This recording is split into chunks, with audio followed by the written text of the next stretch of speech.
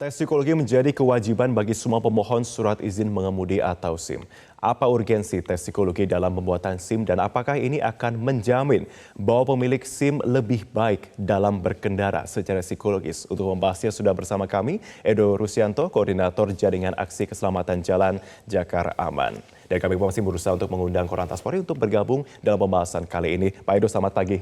Selamat pagi, Mas Marvin. Ini inisiatif sudah diberlakukan ataupun sudah mulai digencarkan sejak akhir 2019. Sejauh ini kalau Anda melihat sebenarnya dengan adanya tes psikologi ini, apakah ini bisa menjamin kemudian untuk bisa menciptakan keselamatan lalu lintas yang lebih baik? Iya, amanat undang-undang sih bilang kita itu wujud kompetensi berkendara dalam bentuk negara kasih SIM ya. Faktanya di jalan raya ya bisa kita lihat mereka yang punya SIM belum tentu jaminan untuk tidak berperilaku sembrono, tidak tertib, tidak bertanggung jawab. Artinya mereka tetap saja kok melakukan penyelewengan. Pelanggaran lah ya. Pelanggaran. Sampai-sampai kita ada bercandaan, jangan-jangan SIM-nya nembak gitu kan. Kata-kata di masyarakat, kata-kata SIM nembak itu sebenarnya sebuah katakanlah kritik kepada semua pihak ya, baik yang menerima maupun yang memberi gitu. Jadi kalau pertanyaannya apakah punya SIM itu bisa menjamin mengurangi kecelakaan, bisa menekan, ya itu harapannya seperti itu. Betul, nanti kita bisa lihat bagaimana fakta data yang ada ya. Tapi yang menarik adalah seperti apa sih masyarakat melihat SIM? Mungkin diawali dari situ dulu ya. Temuan kami di lapangan, masyarakat kan melihat SIM sebagai kewajiban. Betul. Nah ini yang kita mau coba geser, itu tidak hanya kewajiban. Harusnya surat izin mengemudi itu ya kebutuhan kita sebagai jaminan kita turun ke jalan raya, memiliki perilaku yang bertanggung jawab, mampu mengendalikan diri, menjaga konsentrasi. Ini kan bagian dari bagaimana kita pinginnya jalan raya itu menciptakan lalu lintas yang aman, nyaman, dan selamat. Jadi pertanyaan awalnya kita buka, mestinya SIM itu kebutuhan mas, gitu kan. Bahwasanya dalam SIM nanti ada tes kesehatan ada tes kesehatan rohani juga. Dan tes psikologi ini bagian dari, yang kami tahu itu bagian dari tes kesehatan rohani. Nah kemudian ada tes praktik, ya kan, ada tes teori. Nah ini tiga hal ini tentunya buat kita di masyarakat, buat kita pengendara itu mesti bagian dari, kalau dia jadi kebutuhan, dia akan mengupgrade terus mas. Dengan membaca, belajar, melihat, jangan sampai ada anekdot gitu ya, nggak pernah belajar, tahu-tahu ujian gitu kan. Sehingga yang muncul di masyarakat, maaf gitu ya, ada yang menilai soalnya disusah-susahin gitu kan. Padahal belum tentu seperti itu. Belum tentu, kenapa? Karena mungkin dia, ya kalau anekdot tadi, nggak belajar, tahu-tahu ujian. Nah ini, nah kalau pendekatannya adalah SIM dengan pandangan sebagai sebuah kebutuhan, saya yakin para pengguna jalan, khususnya pengendara, dia mau mengupgrade gitu loh.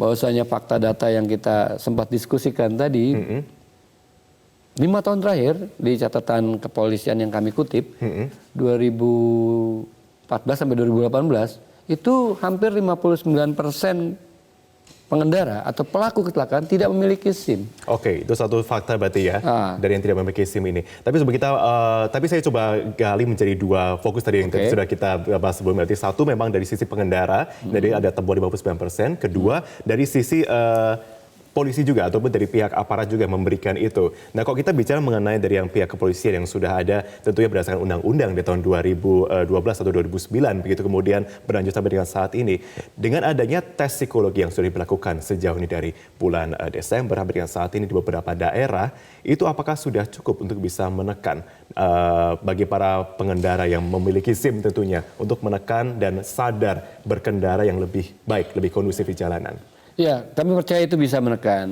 Karena itu kan goalnya dari tes psikologi atau kesehatan rohani kan memunculkan, mewujudkan perilaku yang bertanggung jawab. Betul. Dia mampu menjaga konsentrasi, dia mampu mengatakanlah bertindak itu tidak sembrono, diharapkan tidak mudah terprovokasi. Karena di jalan raya itu banyak provokasi membuat kita emosi gitu kan. Iya benar. Misalnya gara-gara didahului, suara klakson yang berlebih, belum lagi kalau pengendara yang kena cahaya langsung, kena panas, polusi, itu mudah sekali terprovokasi. Nah, tes psikologi diharapkan mampu meningkatkan kesehatan rohani orang atau pengendara atau pemilik SIM, sehingga dia bisa mereduksi potensi terprovokasi atau emosinya meledak-ledak sehingga tidak terkendali. Karena umumnya ketika orang terprovokasi emosinya, dia konsentrasinya terganggu. Nah, ketika konsentrasi terganggu, kemampuan untuk mengendalikan kendaraan, mengantisipasi situasi itu tereduksi juga menjadi rendah. Nah, ketika ini semakin rendah, peluang kecelakaan semakin besar. Itu secara teori, tapi faktanya juga demikian. Bayangkan kalau kita tiba-tiba amarahnya meledak-ledak. Ya, nah, ketika amarah meledak gitu kan, kemampuan mengendalikan kendaraan, mengantisipasi situasi ini menjadi berkurang. Bagaimana dia harus memutuskan ini menambah kecepatan, mengurangi kecepatan. Fokusnya jadi ini terganggu ya. Jadi saya setuju bahwasanya kemampuan seseorang mengendalikan dirinya bisa mengurangi potensi kecelakaan. Tinggal nanti pertanyaan lanjutannya seperti apa? Tadi sempat disinggung ya, apakah itu ada biaya tersendiri atau apa gitu kan? Betul.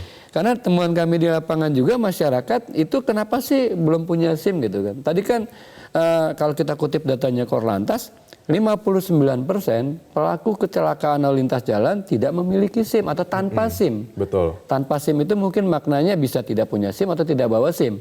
Oke lah, kita menganggap tanpa SIM itu tidak punya SIM.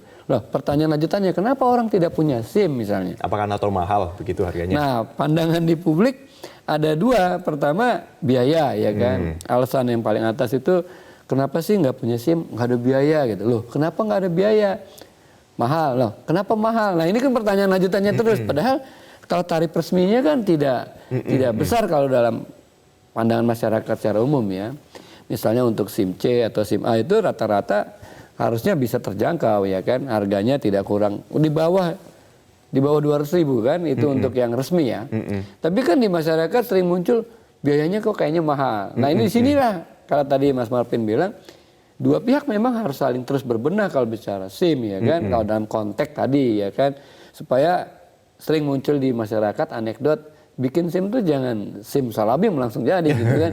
Karena amanat undang-undang bilang SIM itu kompetensi seseorang untuk bisa mengendarai kendaraan di jalan raya. Artinya kalau kompetensi itu dia sudah pegang dengan cara yang benar, mudah-mudahan mewujudkan perilaku pengemudi yang bertanggung jawab tadi, jangan SIM salabim tadi. Gitu. Oke, Pak Edo. Tapi tadi kemudian Anda mengatakan 59% dari jumlah kecelakaan adalah orang yang tidak memiliki SIM. Tapi kalau misalkan kita bicara soal antisipasinya, ketika misalkan tidak ditarik biaya bagi pembuatan SIM atau mungkin juga mengenai tes psikologi, apakah itu akan ada kesadaran dari masyarakat untuk membuat SIM itu sendiri? Wah, nggak juga kayaknya, nggak yakin saya. Karena sebetulnya biaya yang sudah ada itu cukup ya. Cukuplah membuat kita mempunyai tanggung jawab kan. Untuk hal ini menurut saya justru yang harus ditekankan ada dua juga sebenarnya. Bagaimana kita mengajak publik masyarakat yang nanti akan menerima kompetensi atau wujud sertifikasi kompetensi dari pemerintah itu atau dari negara dalam bentuk SIM itu, yuk kita terus belajar juga mengupgrade diri. Jangan sampai ketika masuk ke ruang belum tes praktek, belum tes psikologi, baru tes tertulis misalnya kan, merasa itu susah, sulit gitu. Padahal belum tentu juga sulit gitu kan. Kalau misalnya ternyata terkait dengan pemahaman umum tentang aturan, katakanlah ya, rambu-rambu lalu lintas. Itu kan bisa dipelajari di banyak, apalagi era sekarang kan, kita bisa informasi belajar. Mudah informasi gitu ya. mudah gitu. Apalagi pengetahuan tentang undang-undang lalu lintas seperti hak utama. Apa sih hak utama gitu kan? Itu juga ada. Dan di sisi masyarakatnya, mari kita upgrade terus untuk melakukan kalau saya mau mendapatkan SIM, kesadaran. Sehingga di negara maju, lisensi itu kan sesuatu yang tanda petik sakral gitu kan. Ketika dia khawatir ini dicabut, karena begitu ini dicabut, lisensi dia untuk berkendara sudah tidak ada. Dan dia bakal kena sanksi yang cukup berat. Oke. Nah, bagaimana mewujudkan itu? Oke, itu untuk di luar negeri seperti itu contohnya ya, Ya. kesadaran masih ada. Tapi kalau untuk Indonesia, kemudian sekarang proses ditambah, kemudian kesadaran pun juga diminta untuk masyarakat untuk bisa semakin tinggi. Kalau bentuk jemput bola dari pihak kepolisian untuk bisa mensosialisasikan bahwa ini loh kewajiban Anda, nggak susah kok, itu harus seperti apa? Ya, tadi setuju Mas. Jadi yang pertama kan tadi sisi masyarakatnya kan. Nah, kami juga ingin sisi sebelah Dari pihak kepolisian. pihak kepolisian. Saya setuju dia ada peran untuk melakukan sosialisasi dan edukasi betul. Tapi di sisi yang lain juga harus meningkatkan citranya atau wujudnya supaya jangan ada lagi anekdot simsalabim, jangan sampai juga masyarakat katakanlah mahal misalnya. Contohnya dari sisi biaya. Yuk kita juga berbenah menjelaskan kepada publik secara masif bahwasanya biaya SIM secara resmi itu seperti ini. Dan perilaku kami adalah kami terbuka, transparan, kredibel untuk membantu publik agar mampu memiliki kompetensi dengan cara ini. Setuju Mas? Sosialisasi secara gencar, secara masif kepada publik bahwasanya biaya itu sebesar ini, tesnya itu seperti ini, itu terus disampaikan sehingga ketika yang publiknya sudah mau belajar, ketika penerbit SIM-nya polisi juga melakukan ini, sehingga terjadi titik keseimbangan yang kita harapkan kesadaran tadi bahwasanya tanpa lisensi jangan turun ke jalan karena berpotensi memicu terjadinya kecelakaan lintas yang di Indonesia hampir tiap hari rata-rata seingat saya 80-an orang harus meninggal dunia karena kecelakaan lalu lintas di jalan raya. Paling besar daerah mana itu? Seingat saya Jawa masih termasuk besar kalau diurutkan Jawa Timur provinsi dengan sekitar kurang lebih seingat saya 15 orang setiap hari. Jawa Timur, oke. Jawa Timur. Kemudian Jawa Tengah, Jawa Barat itu antara 2 dan 3. Seingat saya yang kedua itu 13 orang setiap hari meninggal di jalan raya.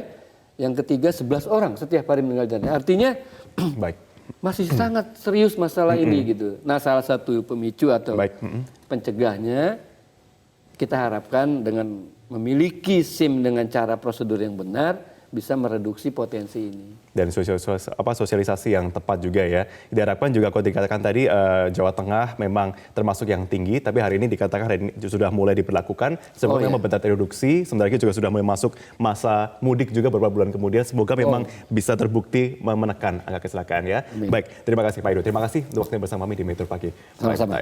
Baik, kami akan kembali usai jeda pemirsa dengan informasi lain untuk Anda.